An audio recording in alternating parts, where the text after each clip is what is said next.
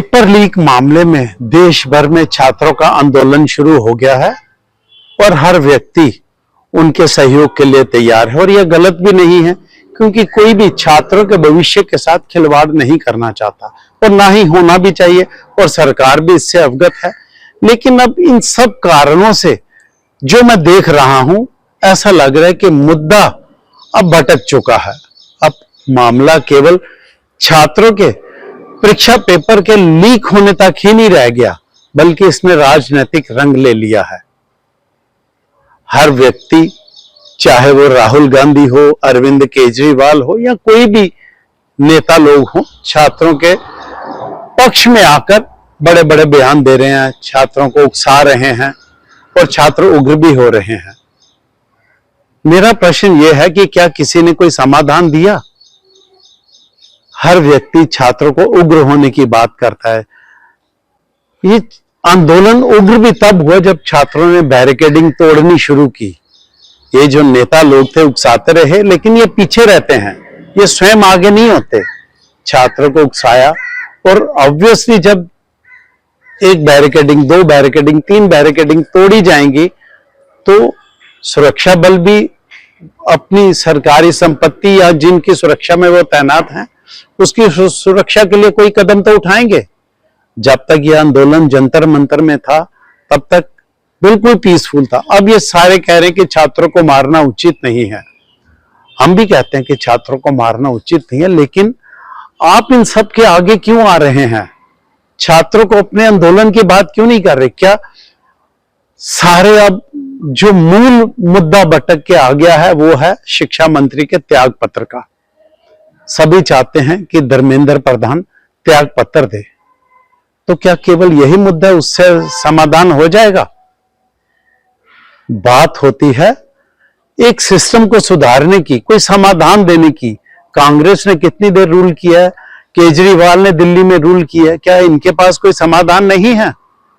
लेकिन समाधान कोई नहीं देगा, छात्रों को उकसाएंगे, आगे करेंगे।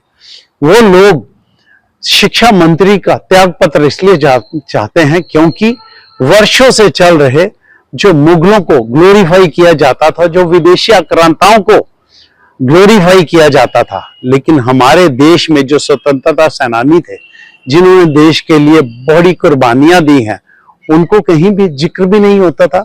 अब जो शिक्षा मंत्री ने इसमें बदलाव किया, उन लोगों को आगे लाए जो देश के लिए कुछ किया था, उन लोगों को आगे लाए जो देश के लिए कुछ करना चाहते हैं, लेकिन जो विदेशी आक्रांता थे उन लोगों को ग्लोरीफाई करना बंद किया, उनको सिलेबस से हटाया। इस वजह से क्या इस तरह इशारा नहीं जाता कि मूल वजह यह भी हो सकती है कि जो राजनीतिक रंग दिया जा रहा है उनके त्याग पत्र के लिए, उनका मूल प्रभाव यही होना चाहता है कि वो त्याग पत्र दे और वो अपने मिशन में कामयाब हो जाए। अगर सरकार हर इनकी मांग मांगना शुरू कर तो कल को यही लोग फिर अपने बताए हुए शिक्षा मंत्री की नियुक्ति के लिए कहेंगे, सिस्टम फिर वही रहेगा। भारत की दुर्दशा क्यों की जा रही है?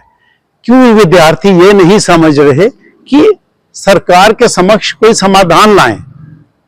और जो महात्मा गांधी बने हैं लद्दाख से, सोनम वांगचुक, वो स्वयं को शायद महात्मा गांधी समझ रहे हैं, लेकिन अब इस समय का दौर देखिए, महात्मा गांधी स्वयं एक्सपोज हो चुके हैं। लोग तो अब उनकी तस्वीर भारतीय नोटों में भी बदलने की बात कर रहे हैं।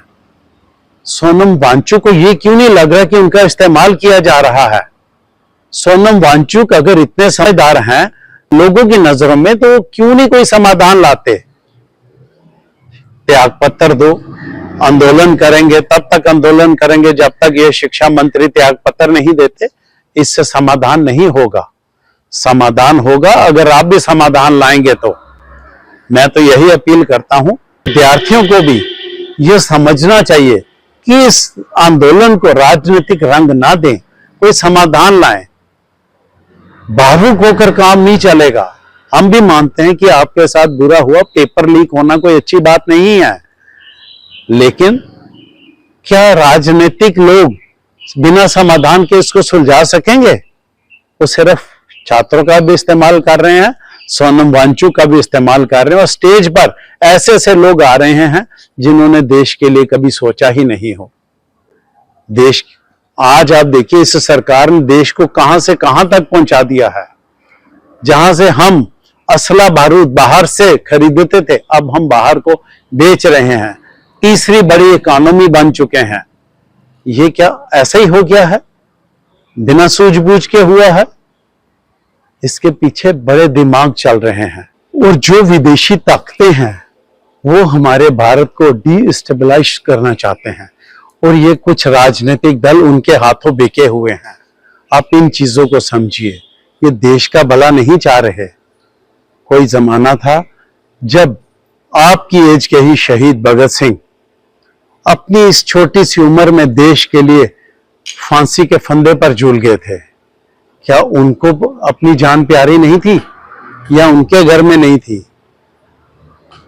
भगत सिंह तो सब चाहते हैं, लेकिन आज अपने घर में कोई भगत सिंह नहीं चाहता।